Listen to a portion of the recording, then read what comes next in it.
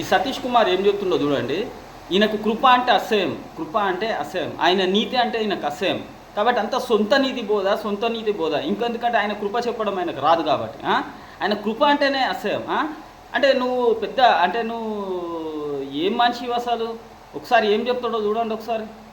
పాపం వల్ల వచ్చే జీతం ఎంత భయంకరంగా ఉంటుందో ప్రజలకు తెలియచేయకుండా వారు పాపంలో జీవిస్తున్నా, పాపిష్టి వేషాలు వేస్తున్నా, కృప అని చెబుతూ, లేక శరీర సంబంధమైన రోగాలకే ప్రాధాన్యత ఇచ్చి రోగాల ప్రసంగాలే చేస్తూ, సంఘంలో ఉన్నటువంటి పాపంలో చతికిల పడిపోయిన వారికి కావలసిన వాక్యాన్ని అందించకుండా ఏ సేవకుడైతే సంఘాన్ని నిర్లక్ష్యం చేస్తాడో ఆ సంఘము ఖచ్చితంగా మూల్యము చెల్లించక తప్పదు.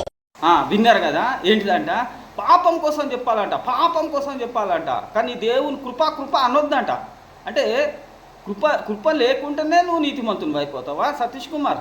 ఎందుకు నీకు అంత కృప అంటే అసహ్యం? ఎందుకు నీకు యేసుప్రభు అంటే అసహ్యం? నీకు పాపం అంటే అంత ఇష్టమా?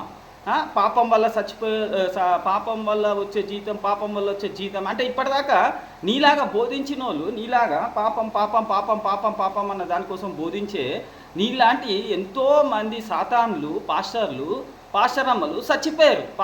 పాపం వల్ల వచ్చే జీతము మరణం. కాబట్టి కానీ దేవుని కృప వల్ల వచ్చేది ఏంటిది? నిత్య జీవం. అంటే కృపనే తీసేసి పాపం కోసం చెప్పంటావేంటిది? కృప కోసం చెప్పనుకుంటా ఏమైనా పిచ్చా నీకు? మెంటలా? సరే, అయితే నువ్వు అంత మంచోనువా? అంటే వీళ్ళు చాలా మంచోళ్ళు అనుకొని చెప్తున్నారు అనమాట. మరి పౌలు కంటే మంచోను మనం? పౌలు నీతిమంతుడు కాదా? నువ్వు పౌలు కంటే గొప్పనా? మరి పౌలు ఏం చెప్తుండో చూడు. రోమపత్రిక 7వ అధ్యాయము 25వ వచనం.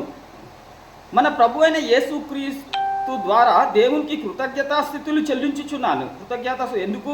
యేసుక్రీస్తు ద్వారా ఏమొచ్చింది కాగా చూడు, మనసు విషయంలో నేను దైవం నియమనకు, శరీర విషయంలో పాపం నియమనకు దాసుడై ఉన్నాడంట. మరి పౌలు భక్తుడు ఈ రోమపత్రిక రాసినప్పుడు మీరు అంటారు కదా బాప్తిజం తర్వాత చేద్దు. మరి ఇప్పుడు రోమపత్రిక రాసినప్పుడు యేసుక్రీస్తు నమ్మిండా లేదా? నమ్మే కదా రాసిండు. మరి ఇప్పుడు ఏం చెప్తున్నాడు? నేను మనసు విషయంలో దైవ నియమనకు, శరీర విషయంలో పాపం నియమనకు దాసుడై ఉన్నంట. అంటే పాపంలో ఉన్నాడని చెప్తుండా లేదా? ఉన్నాడు. అంటే ప్రతి ఒక్కడు కూడా ఏదో ఒకటి పాపం చేసే. ఇంకోటి ఎక్కువ శాతం పాపాలు ఎవరు చేస్తారంట? నీలాగా బోధించేటోళ్ళే చేస్తారంట. అర్థమైందా? కాబట్టి ఏంటిదంట? కాబట్టి ఏమంటుండు 8వ అధ్యాయం 1వ వచనంలో, కాబట్టి ఇప్పుడు క్రీస్తు యేసు నందు ఉన్న వారికి ఏ శిక్ష విధి లేదంట. మరి నువ్వు ఎట్లా చెప్తున్నావు? అంటే నువ్వు నీతిమంతును అనుకుంటున్నావా?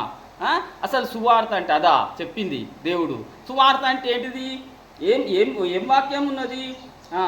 2 కొరింథీయులు 5వ అధ్యాయము 18వ వచనం. సమస్తము దేవుని వల్ల అయినవి. అది నువ్వు అనుకుంటున్నావు నువ్వు చేస్తే అవుతుంది అని కానీ కాదు. ఆయన మనలను యేసుక్రీస్తు ద్వారా సమాధానపరుచుకొని ఆ సమాధాన పరిచర్య మాకు అనుగ్రహించానంట. సమాధానమైన నువ్వేమో పాపము 24 గంటలు. ఎందుకంటే వీళ్ళకు వేరే వాక్యం రాదు. వీళ్ళ తిండి కావాలంటే గదే. వీళ్ళకి బైబిల్లో ఏ జ్ఞానం లేదు. కాబట్టి 24 గంటలు నువ్వు ఇట్లున్నావు, నువ్వు అట్లున్నావు అంటే అది గొప్ప వాక్యం అనుకుంటారు. కానీ అది అసలు కానీ దేవుని కృప కోసం చెప్పాలి. అసలు మరి ఏంటిదా సమాధానమైన వాక్యము అంటే అదేమనగా దేవుడు వారి అపరాధములు వారి మీద మోపక. అంటే ఏంటిదా సువార్త వాక్యం ఏంటిది? దేవుడు వారి అపరాధాలు వారి మీద మోపనని ఆయన చెప్తే నువ్వెందుకు మోపుతున్నావు?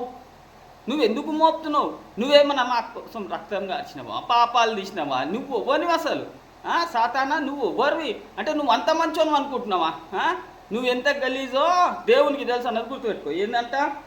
అది ఏమనగా దేవుడు వారి అపరాధములు వారి మీద మోపకనంట క్రీస్తునందు లోకమును తనతో సమాధానపరచుకొనుచు ఆ సమాధాన వాక్యమే మాకు అప్పగించెను.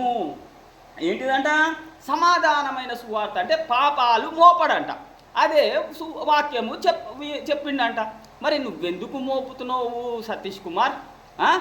ఫస్ట్ సంగతి అయితే మీ ఏ పాస్టర్కి కృప లేదని నేను ఆల్రెడీ చెప్పేసిన. నిత్య జీవం కూడా లేదు, అది నా దగ్గరనే ఉన్నది ఫస్ట్ సంగతి. కానీ నువ్వు అయితే వరస్ట్. నీకు ఇంకా ఏ వాక్యం రాదు గది తప్ప. కృప అంటే నీకు తెలియదు, అంటే యేసుప్రభు అంటే నీకు తెలియదు. అర్థమైందా? నువ్వు ఒక పెద్ద సాతాను అన్నది గుర్తుపెట్టుకో సరేనా?